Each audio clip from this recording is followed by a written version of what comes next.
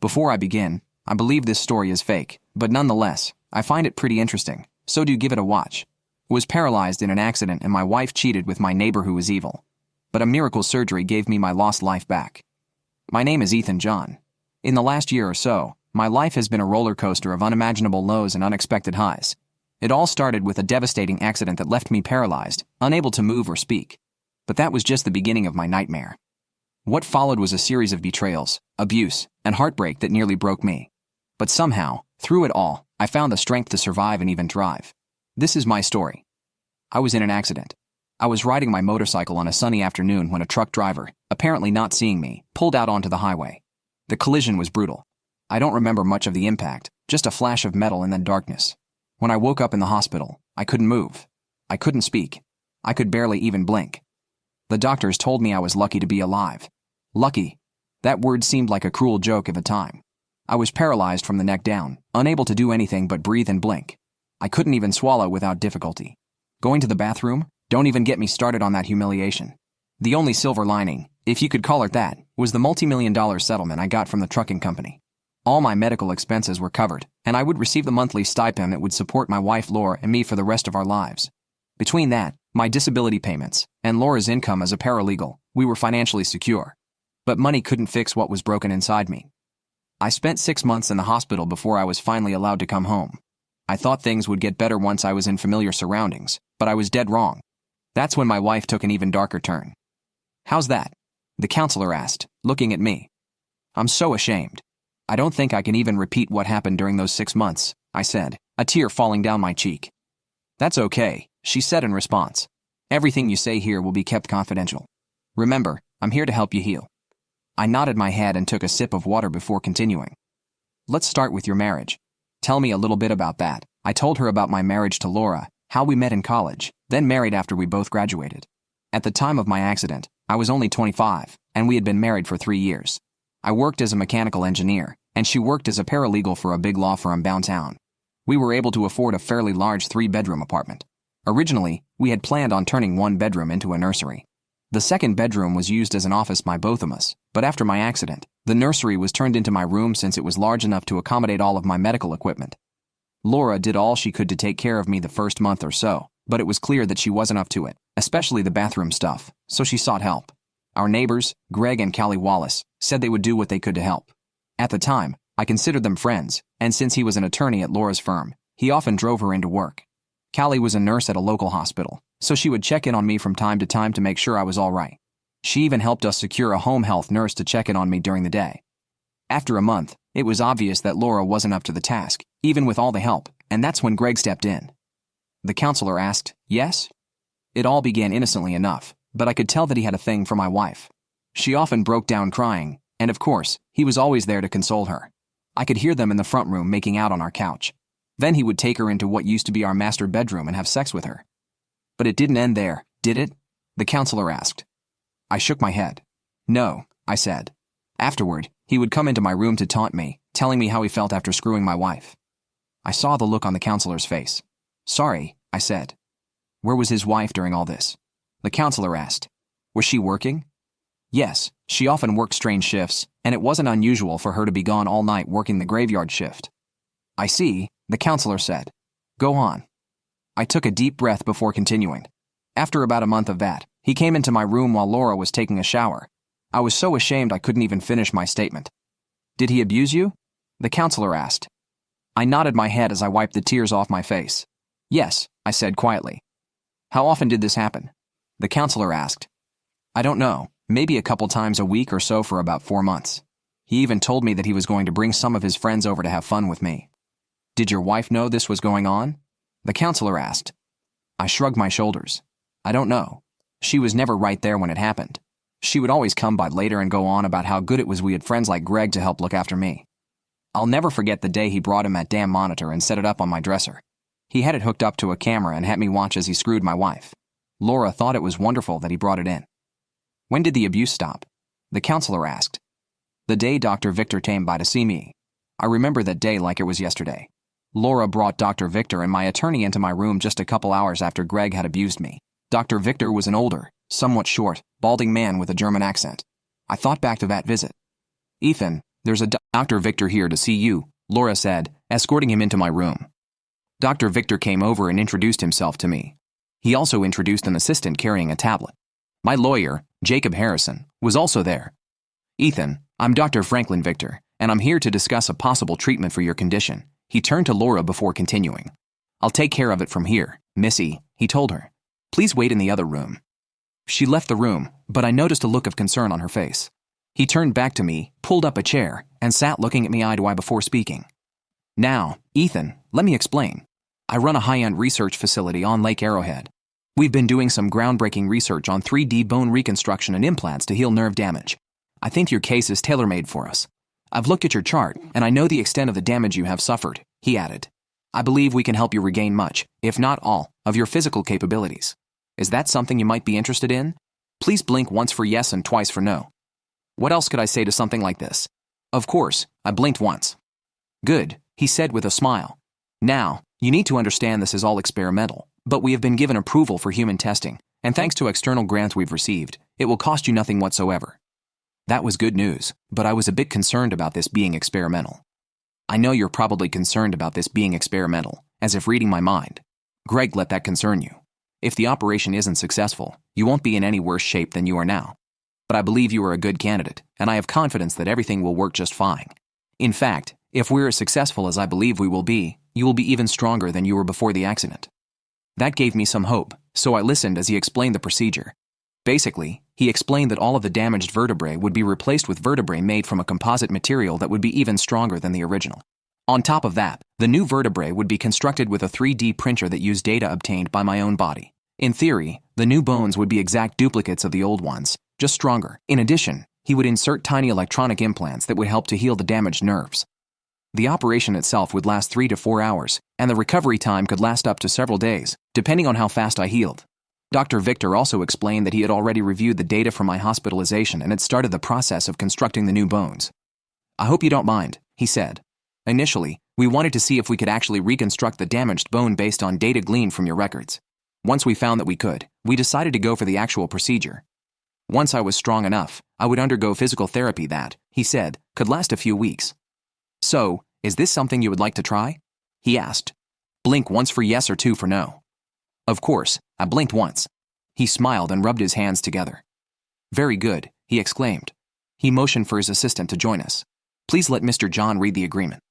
The assistant came over and held the tablet as I read through the agreement. When I was finished, Dr. Victor asked me if I agreed, again instructing me to blink once for yes. I blinked once. Very well, instructing his assistant to have me electronically sign with my thumbprint. Once that was done, Jacob countersigned, verifying that he had witnessed my agreement to the procedure. Are you ready to get started? He asked. Of course, I blinked once. He smiled. Then let's get going. Greg, worry, we have everything you'll need at the facility. He motioned for his assistant to wheel me out of the apartment and toward a large van that was waiting in the parking lot. Laura stopped us on the way out. Where are you going? She asked. Dr. Victor looked at her before answering. Your husband has agreed to a procedure which could put him back on his feet. Where are you taking him? She asked. How long will he be gone? How much is this going to cost? We are transporting him to my facility on Lake Arrowhead, the doctor said. He could be gone for several weeks, depending on how well he responds to the procedure and the therapy. His doctor and his lawyer are fully aware of what is going on, and they and your husband have approved. Cost is not an issue. Now, if you don't mind, we'd like to get going. Wait, I haven't seen any agreement, and I don't even know what's going to happen. He doesn't need your approval, Mrs. John, Jacob said. He's disabled, not incompetent. Everything has been explained to him, and he's given his approval. You do want your husband to get better, don't you? Yeah, of course I do, she said. I could detect a bit of guilt in her voice. Can I at least come see him? Perhaps after the procedure, when he's up to having visitors, you can come, Dr. Victor said. Otherwise, it's probably best if you stay right here for now. We'll be in touch. Perhaps this would be a good time to say goodbye and wish your husband well. Laura came in front of me and kissed me on the lips. Get better, sweetheart. Let me know when I can come see you, okay? Of course, I couldn't say anything, but I was steaming inside. Dr. Victor and his assistant wheeled me out to the van. After they got me inside, the assistant got in the driver's seat. We headed out. I could see Laura standing there in the parking lot, watching us leave. I didn't know what she was thinking, but I felt as though I had just been rescued from a hostage situation. A couple hours later, we arrived at the facility, and I was taken to a very nice room where several nurses began preparing me for the procedure. "I hope you don't mind, Ethan, but I thought it best to get started right away," Dr. Victor said. He turned to the nurses. "Once you have him prepared, please bring him to the operating room." "Yes, Dr. Victor," one of the nurses said. "Okay, Ethan, I will leave you in the capable hands of your nurses, and I'll see you in the OR," he told me before leaving. Soon, they had me undressed, washed down, and in a gown, you know, the type that leaves you exposed in the back. They placed me on a gurney and wheeled me to the operating room, where 3 very large orderlies gingerly picked me up and placed me face down on the table. The anesthesiologist did his thing, and the last thing I heard before I was out was Dr. Victor saying, "Oh my." I had no idea what he was referring to. I woke up still face down, but this time I was in some kind of a contraption that kept me immobile. I had a tube going down my throat and 4 stuck in my arm. A blood pressure band was on my right arm. Suddenly, the contraption turned, and I was looking up into Dr. Victor's face. "You are awake," he said. "Good. You will be happy to hear the operation went off quite well. We're going to have to keep you immobile for a few days to make sure everything heals properly. We had to replace quite a bit, after all. You may feel some tingling or itching in your back. That's normal. That means the implants are doing their job. The nurses will keep a very close eye on you, as will I. The device you're in will automatically rotate your body every so often, so don't be alarmed. Just try to relax for now, okay? We'll talk in a couple days." With that, he checked my vitals, gave some instructions to the nurses, and left. What was it he said? Relax? What else was I going to do? I wondered. He was right about one thing. I did feel a tingling sensation in the middle of my back, and it aggravated me to no end. I also felt the itching, and I wanted to scratch, but I couldn't. As aggravating as it was nice to actually feel something for the first time in over a year. That night, a couple nurses came in to wash me down. I could feel them as they washed my legs, buttocks, and back. I was more than surprised. I was shocked. I could actually feel what they were doing. They turned the bed over and began to wash me from the front. That's when I got a good look at them. They were both quite young and attractive. One had shoulder-length blonde hair, and the other was a brunette. As they washed me, I felt something else, something I hadn't felt in a long time. I couldn't move my head, but I could see a smile creep across their faces as they washed me. The blonde looked at me. "Well, I'm no doctor, but it looks like something is working down here," she said with a smile. They giggled a bit but kept doing their job. They finished what they were doing and left the room, but not before giving me some encouragement. I ended up staying in the device for 4 days. Each day was pretty much the same. X-rays were taken every morning, and nurses came in to massage my arms and legs. Later in the day, I was given a thorough sponge bath. I found that as each day went by, I could feel more of what was being done to me. On the 4th day, Dr. Victor came into my room and looked me over carefully. Sitting down next to me, he pulled out a pin and quickly stuck me in the leg. I felt it and made a noise. I couldn't say anything since I still had a tube in my throat. He looked at me. "Did you feel that?" he asked. I blinked once and tried to nod my head, but I couldn't move it as it was still strapped down. He smiled. "Very good." He asked me to try moving my toes. To my surprise, I could. Then he asked me to move my fingers, which I did. "Outstanding," he exclaimed. He examined my x-rays closely and called in some nurses. "I think it's time we got Mr. John out of this contraption." They pulled the tube out of my throat, removed my catheter, disconnected all of the tubes, and unstrapped me from the device. Then they moved me to a gurney and took me to my room, where they moved me to a bed. He spoke to the nurses, then sat down next to me. "I can't tell you how pleased I am with your results," he said. "We will need to start your physical therapy now, and we'll start with some exercises you can do in your bed. I don't want to put too much pressure on your back just yet." He put a cup with a straw to my mouth. "Take a drink." I did, and it felt so good going down my throat. "Try to say something," he said after I had swallowed. "Wow," I croaked. He laughed and nodded his head. "That will do," he said. "How do you feel?" "Like a new man," my voice still very weak. I could feel my eyes start to water. This was the first time I had been able to do or say anything since the accident. He pulled a tissue and wiped my eyes. "I know this is a very emotional moment for you, Ethan. For now, I want you to take it easy. Greg tried to overdo it. Your back still has to heal a bit, but it looks like the implants are working just fine. I am concerned that you may have lost some muscle mass since the accident, so we're going to set you up with a program of diet and exercise to help you regain the use of your muscles. Now, I'd like to introduce you to the staff members who will be taking care of you." He waved his hand, and a group of young women entered the room. "This is Emily, your dietitian. Nina will be your physical therapist," he added, referring to a short-haired, muscular blonde who nodded her head once. "Rachel will be your day nurse," pointing to a petite woman with short dark hair. And this is Megan, your night nurse, he added, pointing to a taller red-haired woman. Her eyes twinkled as she smiled at me. Nice to meet you, I managed to say. Now, if there is anything you need, please feel free to let us know, Dr. Victor said. We all live here at the facility, so we're available 24 hours a day. He motioned for the women to leave the room for a bit, then turned back to me. Ethan, I need to speak with you about something. This is a delicate subject, so if you feel a bit uncomfortable, let me know. I'm curious, I said. I noticed a fair amount of rectal damage when we started the procedure on you. I also took samples of something I found in that area. I'm not here to judge, but I was just wondering. No, I choked, more than a bit embarrassed. I see, he said. So you were abused. Tears began to fall down my cheek. Yes, I managed to get out. He wiped my face before speaking. You know, I have an obligation to report this to the authorities. In this state, it's a felony to abuse a disabled person. It's also considered a hate crime. I took samples of what I found, and the lab is doing analysis, including DNA. Do you know who did this to you? Yes, I said quietly.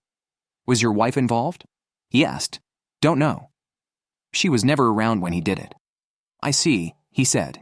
Are you willing to name the person who did this to you? I nodded my head. Yes, I told him. Good. Once we have the analysis, I'll contact the authorities. In the meantime, I'll set you up with a counselor. Thanks. You're welcome. Now, let's concentrate on getting you back on your feet, shall we? They attached a device to the head of my large bed that allowed me to lift weights while laying down, but Dr. Victor didn't want me to use it just yet. For the first week, they simply had me do hand exercises, and they brought in a machine so I could do leg exercises. Nina turned out to be quite the therapist, as she called cadence. Eins, zwei, drei, vier. She counted in German as I pushed with one foot, then the other. I couldn't help but notice that her accent was far more pronounced than Dr. Victor's. She would have made a good drill instructor, I thought, as she pushed me to go faster. Gut, she declared. We'll feed you some protein and get those muscles back in shape soon. Every Fräulein in town will be after you, and probably a frustrated Hausfrau or two, she added with a wicked laugh. And that brings us to the present, looking at the counselor who patiently listened to my story. She put her pen down and looked at me. Ethan, these next few weeks are going to be very difficult for you. Frankly, I don't know which is going to be harder, the physical recovery or the emotional one. I'm glad you feel you can talk to me about this, and I hope you take action against those who abused and neglected you. They violated the law and need to be dealt with. I want you to know that I'm here for you, and you can talk to me anytime you need, okay? Okay. Thanks. With that, the session ended, and I was wheeled back to my room. A couple days later, Dr. Victor came into my room, escorting a couple of men wearing dark suits. I noticed Jacob was with them. After chasing the nurses out of my room, the doctor sat down next to me. Ethan, these men are here to discuss your situation at home. I took the liberty of calling your lawyer as well. I hope you don't mind. Not at all, I said. Jacob seemed shocked when he heard me speak. You're looking much better, Ethan, he said as he stood over me.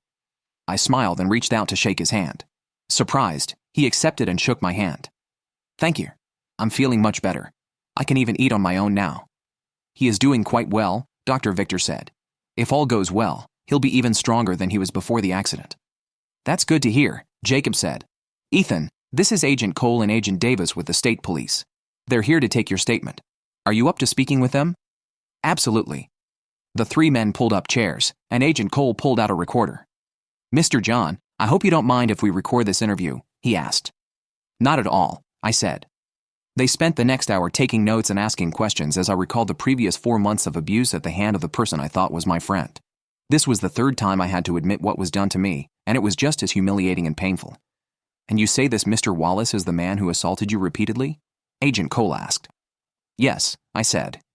I have the sample I took from Mr. John, along with the analysis, Dr. Victor said. There was significant rectal damage that had to be taken care of.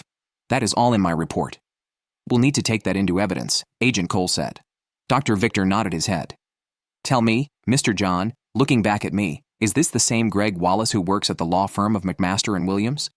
Yes, it is, I said. And your wife works at this firm as well? Yes, she does, I told him. And you allege that the two of them have been engaged in an affair during this time? He asked.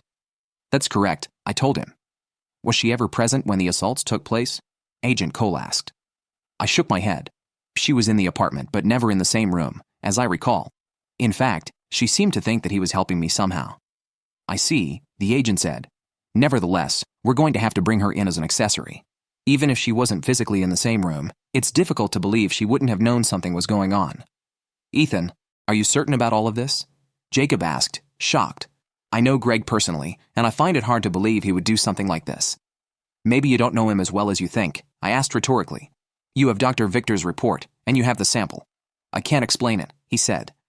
"I take it you're going to want a divorce from your wife?" "Absolutely." He nodded his head. "All right, I'll start the paperwork. I'll get with you before we file." "I also want a restraining order," I told him. "I don't want either of them anywhere near me, and I sure as heck don't want them in my apartment."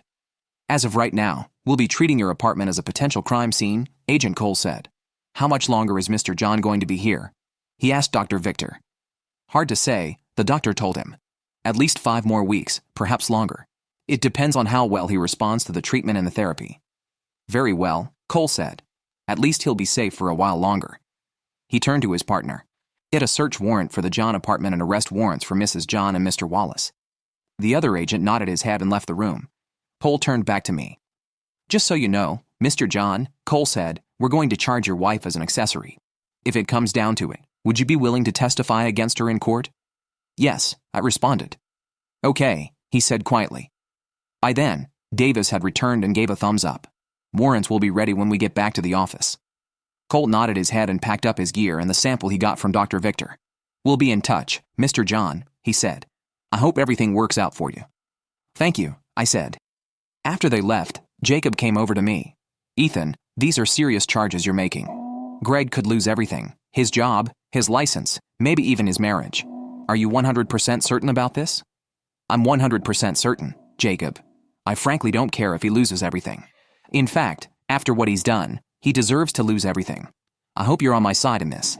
Tell me now if you're not, and I'll find another attorney." "I'm on your side, Ethan. It's just, I don't know, hard for me to believe. I've met his wife, eaten at their home. I've never seen anything to suggest he'd do something this stupid." "Well, he did," I said. "Can I sue him as well?" "I don't see any reason why not," Jacob said. "We live in one of the few states where alienation of affection lawsuits are allowed, so I'll look into that as well. But you should know they typically don't go very far. I'm truly sorry about this, Ethan. I had no idea." "Not your fault. I had no way of letting anyone know." We said our goodbyes, and he left. I felt a bit better knowing that something was going to be done. The next couple weeks went fast. Nina had me up on my feet in no time. At first, she had me walk on a treadmill, then she had me working with weights. Emily had me on a diet high in protein and fiber, and I began to notice my muscle mass returning to normal. In the meantime, authorities were building a case against Greg and Laura. Jacob decided it would be best to hold the divorce papers until she was arrested. Agent Cole and Davis returned a couple times with state prosecutors looking to get more detailed information from me about the assaults. They informed me that analysis verified that it was Greg's DNA Dr. Victor had extracted from me. Jacob had also hired a PI to gather evidence of their adultery. It wasn't difficult to do it all since the two of them were quite blatant about their affair.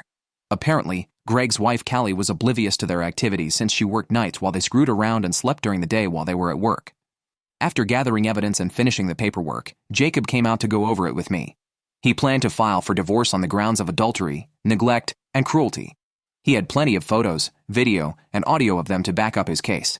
I really didn't want to hear or see what they had done, especially since I had already seen and heard enough of them to last a lifetime. He also had paperwork against Greg and planned to sue the firm they worked for, since Laura was technically his subordinate and he had clearly violated company policy. Additionally, he planned to report Greg to the State Bar Association and had paperwork drawn up accusing him of various ethics charges. I couldn't help but notice that Laura never once called the facility to check on my progress, and she never once came out to see how I was doing. Apparently, she and Greg were too busy screwing to bother with me. Oh well, I thought. This too would pass. And it did. At the end of the 2-month period, the authorities moved in and arrested them at the firm. Jacob's process server was also present and delivered the papers to all the parties concerned.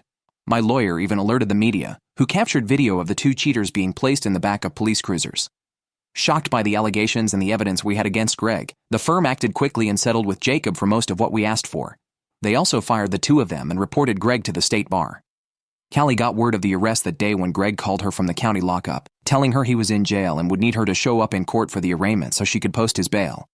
Agent Cole and Davis got with Dr. Victor, and the 3 of them took me to the courthouse for the arraignment. Callie spotted me as I was wheeled in for the hearing and came running up to me. "How is he?" she asked Dr. Victor. I looked up at her. "Better," I said, watching her reaction. It had been a year since she had heard me speak. Didn't you hear? Your husband has abused me repeatedly over a 4-month period. At the same time, he's been screwing Laura. You didn't know? Oh my God, she said. I didn't know, Ethan. Please believe me. I had no idea this was going on. I've also filed for divorce from Laura, and I'm suing Greg for alienation of affection. If you want, I'll give you the name of my attorney in case you decide to file for divorce. Damn right I'm divorcing the son of a bitch, she said. We went into the courtroom and saw the sheriffs bring Greg and Laura in, both in orange jumpsuits, their hands and feet shackled and connected to another chain around their waist. They both looked like crap. The state prosecutor asked that both be remanded without bail, stating that Greg could be a flight risk and a restraining order had been placed against Laura. He also told the judge that I was undergoing medical treatment and had filed for divorce. The prosecutor expressed concern that Greg might try to retaliate against me physically. The judge looked over the paperwork in front of him and agreed, ordering them both held without bail until the hearing, which he set for the next week. As they led Greg and Laura out, she looked and saw me sitting in the back of the courtroom. Her eyes widened as I held up one hand with the middle finger extended. Callie caught up with me after Agent Cole and Davis wheeled me out of the courtroom. She stopped them and knelt down to speak to me. Ethan, I can't tell you how sorry I am about all this. I really didn't know. That's all right, Callie, I told her. How long are you going to be gone? She asked. I shrugged my shoulders. I don't know, I told her. Maybe a few more weeks. They've really done a very good job. I can even walk around some now. That's terrific. Please keep in touch and let me know how you're doing. I will, Callie. We really need to go now, Miss, Agent Cole said. Callie nodded her head and stood up. I understand. Take care of yourself, Ethan, she added. Thanks, Callie, I said as Agent Cole wheeled me out to the van. After we got back to the facility, I was taken to the physical therapy room where Nina had been waiting for me. About time you showed up, she said. Time to begin. She put me through my paces and even gave me extra exercises to make up for being late. I was sore by the time she was finished with me, but I felt good.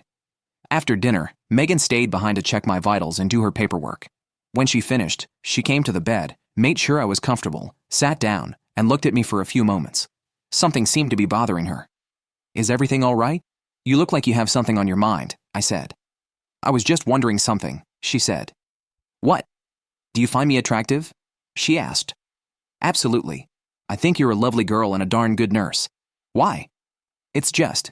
Well, you haven't made a pass at me the whole time you've been here. I was wondering if I've done something to upset you or if maybe you don't find me attractive. I smiled at her before responding. I'm actually very attracted to you, I said. It's just that, for one thing, I'm still married, and secondly, I'm just learning how to get around all over again. Heck, I haven't even been able to speak for a year. Besides, what about your other patients? You're my only patient, she said quietly. Dr. Victor is very particular about who he assigns to the night shift. I see. So, Dr. Victor is not only a medical genius and a miracle worker, he's also something of a matchmaker? She laughed at that. It's been known to happen, she said. Well, Megan, it so happens that I'm very partial to shy, beautiful redheads, and I'm getting divorced, so there's that. She smiled widely, and her eyes twinkled. Would it be okay if I kissed you goodnight? She asked. Absolutely. She leaned in and gave me a soft kiss. After a second, the soft kiss turned into something more sensuous, and soon our tongues were wrestling in each other's mouths. When she broke the kiss, I felt something. I'm here for you all night, every night. If you ever need anything at all, call me, okay? I know you're not quite up to making love, but I'd love to just spend time with you, Megan said softly. I will, I promise, I said. She smiled and quietly left the room. I thought about what she said and fell asleep, images of red-headed angels dancing in my head all night. The next few days flew by, with Nina working me harder and harder. I found that I was able to walk several miles on the treadmill, and my muscles had strengthened to the point that I was able to bench press more weight than I ever could before. The daily x-rays showed that my new vertebrae were working even better than Dr. Victor had predicted, and the implants had repaired nearly all of the damaged nerves. Megan kept me company most evenings, laying on the bed watching television with me or on other evenings just talking. We would often share a bowl of popcorn while watching a movie and would snuggle up together with the bowl on our laps. We always ended the evening with a goodnight kiss. I started to feel like a high school boy on a date with the prettiest girl in school. On top of that, I was falling for her hard. By the time Agent Cole and Davis came to pick me up for the main part of Laura and Greg's trial, I no longer needed the wheelchair, but Dr. Victor insisted that I use it anyway just to make certain I didn't accidentally hurt myself. He went along as well, not only as a witness to the injuries I sustained, but to make sure I got back in one piece. I sat in my chair immediately behind the prosecutor, with Dr. Victor next to me. I saw Laura and Greg enter the room and sit down next to their defense attorney. They glanced over at me before whispering to their attorney. Callie sat behind him, but she didn't look very happy. The jury, which had been selected the previous day, was seated, and soon the judge entered. With the bailiff giving the order for everyone to stand up, using the rail in front of me for support, I stood up and noticed the look of shock on Greg and Laura's faces. When the judge came in, he gave the order to be seated, and we all sat down. Dr. Victor asked me quietly if I was okay, and I nodded my head in the affirmative. The judge opened the proceedings by reading the long list of charges and noting that both Greg and Laura had pled not guilty. After both sides gave their opening statements, the judge turned to the prosecution attorney, who called me as his first witness. Dr. Victor walked beside me to make sure I didn't fall down on the way, then went back to his seat after I sat down in the witness chair. Greg and Laura looked at each other, shocked. They were even more shocked when I spoke after the bailiff swore me to tell the truth. The prosecutor stood up and walked over to me. He began by congratulating me on my progress, then asked questions relating to my accident and the year or so I spent as a quadriplegic. I understood what he was doing by asking these questions. He was informing the jury of my physical condition prior to my treatment at Dr. Victor's facility. Most of the questions at this point dealt with my home life, how Laura tried to look after me but was unable to, and how Callie had managed to get home healthcare professionals to take care of me during the day. And during any of this time, did your wife ever attempt to see to your emotional needs? The prosecutor asked. No, sir, I told him. Did she ever attempt to please you in any way? He asked. No, she did not, I said. Had she tried, would she have been successful? He asked. I shook my head. No, I had no feeling from the neck down. I see, he said. Did she ever hug you or kiss you or spend time with you, maybe reading a book or watching television? I thought hard before answering, but I honestly couldn't remember her doing much of anything like that. She sometimes gave me a peck on the cheek, but that was about it, I said. Did she participate in your care? He asked. Did she feed you, help bathe you, perhaps help you in the bathroom? She tried at first, but she simply wasn't up to it. When did Mr. Wallace come into the picture? Almost from the beginning, I said. Were you friends before your accident? The prosecutor asked. Yes, we were. They lived next door to us, and we had spent time together before my accident. I see. So you weren't surprised to see him in your apartment then? No, I thought we were friends. They often came over, and we would share a beer or dinner sometimes. You say he and your wife engaged in inappropriate activity in your apartment, the prosecutor said. When did that start? I'm not certain exactly.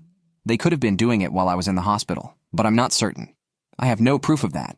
He often let her cry on his shoulder when they were both there. I guess it was about a month after I got home from the hospital that I first heard them. Heard them? The prosecutor asked. Yes, I could hear them kissing and moaning as if they were making out. Laura wiped her eyes as I recalled what I heard. Then I heard them in what used to be our bed, being intimate. What happened then? The prosecutor asked.